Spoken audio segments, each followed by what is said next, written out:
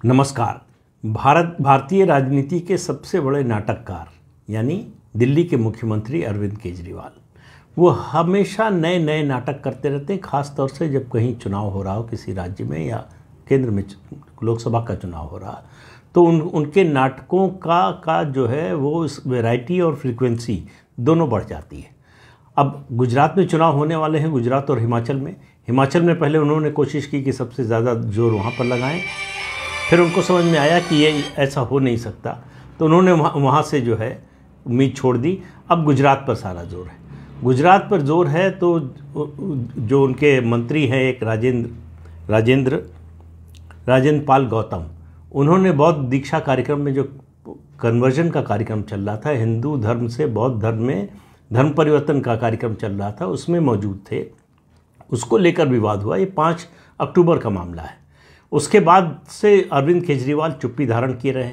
फिर उनको लगा कि हमला बढ़ गया है और इसका नुकसान हो सकता है गुजरात में। उन्होंने गुजरात में कहा कि मैं जन्माष्टमी के दिन पैदा हुआ हूँ।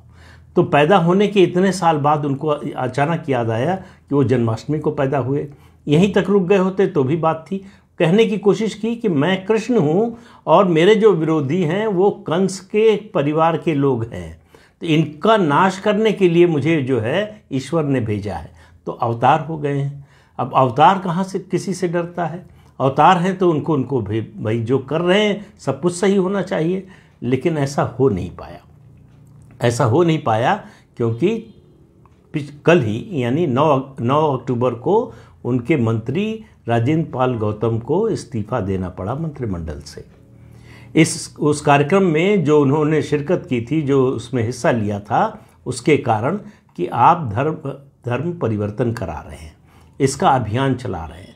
अरविंद केजरीवाल और उनके लोगों पर पहले से ही आरोप है कि ये दरअसल अर्बन नक्सल्स के सिंपैथाइजर हैं, या कहें कि ओवरग्राउंड अर्बन नक्सल जो है उनका हिस्सा है एक तरह से।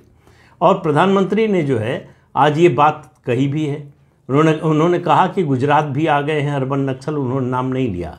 लेकिन अरविंद केजरीवाल को ये समझ में आ गया कि इस मुद्दे से बहुत भारी नुकसान हो गया। तो अरविंद केजरीवाल कोई भी भेष बदलने को, कोई भी अवतार लेने को तैयार हो जाते हैं, बस उनका फ़ायदा होना चाहिए। तो अब भगवान कृष्ण बन गए हैं। आप इंतज़ार कीजिए, अगला लोकसभा चुनाव आते आते उत्तर प्रदेश जाएंगे और वो भगवान राम का अवतार बन जाएंगे। कहेंगे कि मेरा जन्म जो है रामनवमी के दिन हुआ था। कुछ भी कह सकते हैं, कुछ भी कर सकते हैं।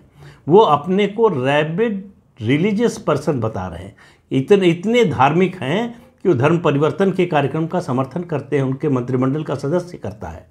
वो इतने धार्मिक हैं कि अब गुजरात में जाकर कह रहे हैं कि वो अयोध्या में राम जन्मभूमि के दर्शन के लिए अगर उनकी सरकार बन गई तो मुफ्त यात्रा कराएंगे। ये वही केजरीवाल हैं जो मंदिर का निर्माण शुरू होने से पहले, सुप्रीम कोर्ट का फैसला आने से पहले ये कह रहे थे कि वहाँ मंदिर नहीं बनना चाहिए, राम मंदिर नहीं बनना चाहिए, वहाँ स्कूल बना दो, वहाँ पार्क बना दो, वहाँ पर कुछ और बना दो, लेकिन मंदिर बनाने की ज़रूरत नहीं है। अब मंदिर बन गया तो मुफ्त यात्रा कराने को तैयार हैं। तो ये गिरगिट की तरह रंग बदलने वाले जो राजनेता होते हैं, वो कब कौन सा रूप धारण कर लेंगे किसी को पता नहीं होता। तो अभी जो कृष्ण अवतार बने हैं, आप देखते रहिए, चुनाव आते आते, मतदान की तारीख आते आते क्या क्या बनते हैं। तो इस अंक में इतना ही। अगले अंक में फिर मिलेंगे किसी नए मुद्दे के साथ। तब तक के लिए इजाज़त दीजिए। नमस्कार।